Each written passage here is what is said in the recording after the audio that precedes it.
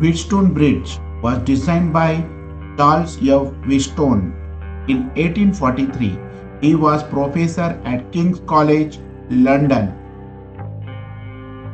He designed a bridge circuit to find accurate unknown resistance called Wheatstone network or Wheatstone bridge.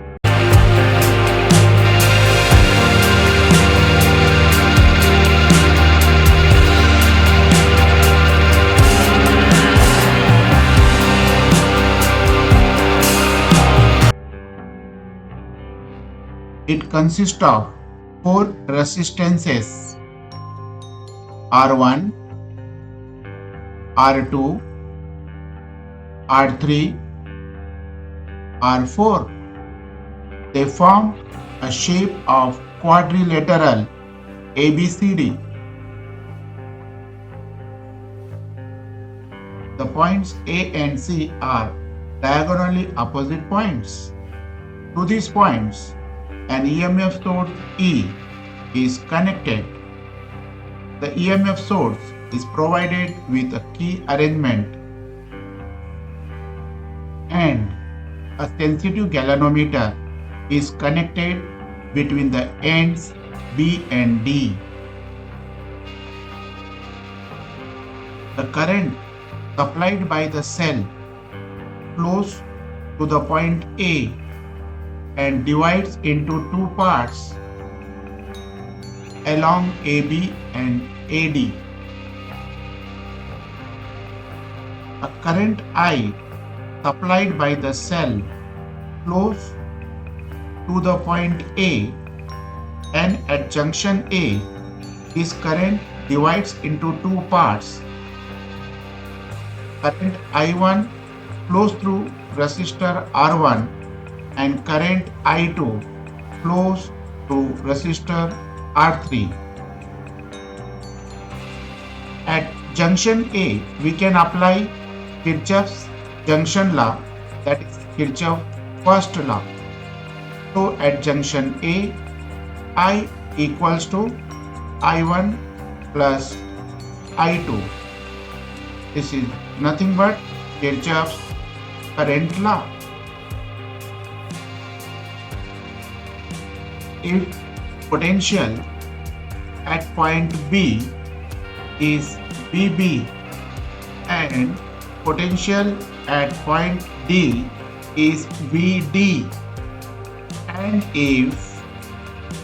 and if VB equals to VD, then no current flows through galvanometer.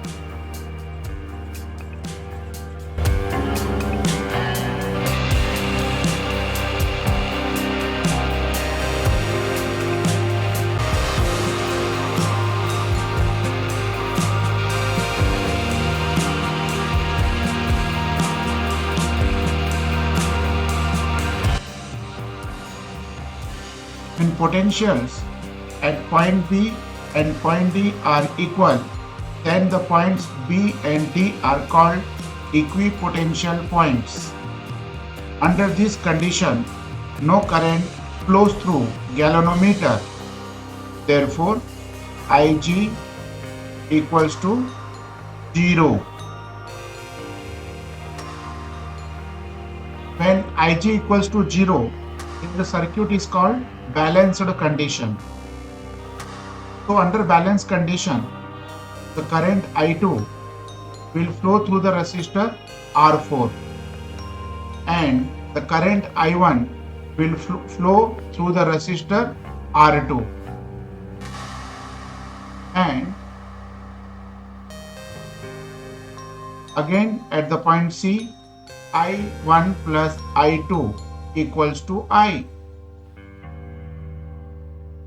As no current is flowing through the galvanometer, Ig equals to 0. So the 0 current is shown by galvanometer. This condition is called null point, and under the null point condition, the circuit is called as a balanced condition.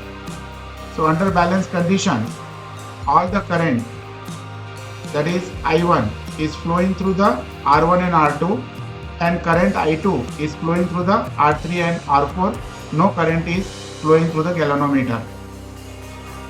Under null condition, we can apply Kirchhoff voltage law here. Kirchhoff voltage law can be applied for the loop A, B, D, A, and can be applied for the loop B, C, D, G, B.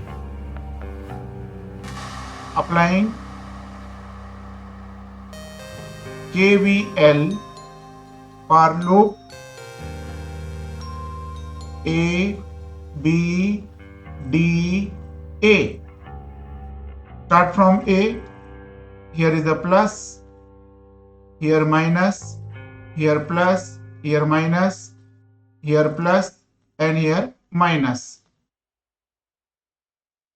I already have one video based upon KVL. I will provide the link in the description box.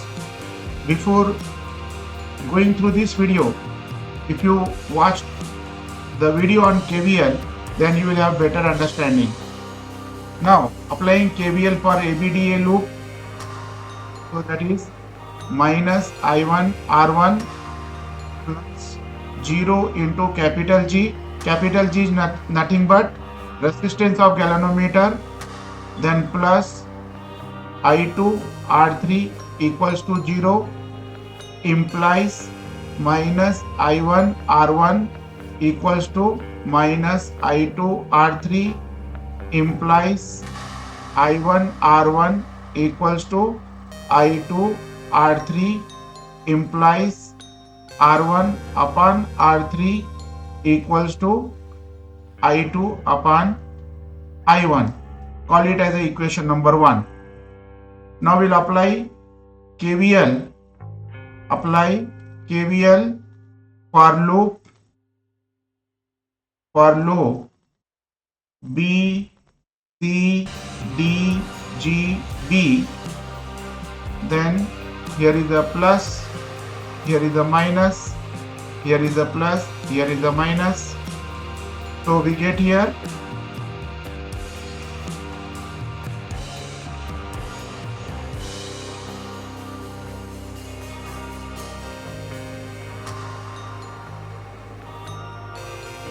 minus I1 R2, then plus I2 R4, then plus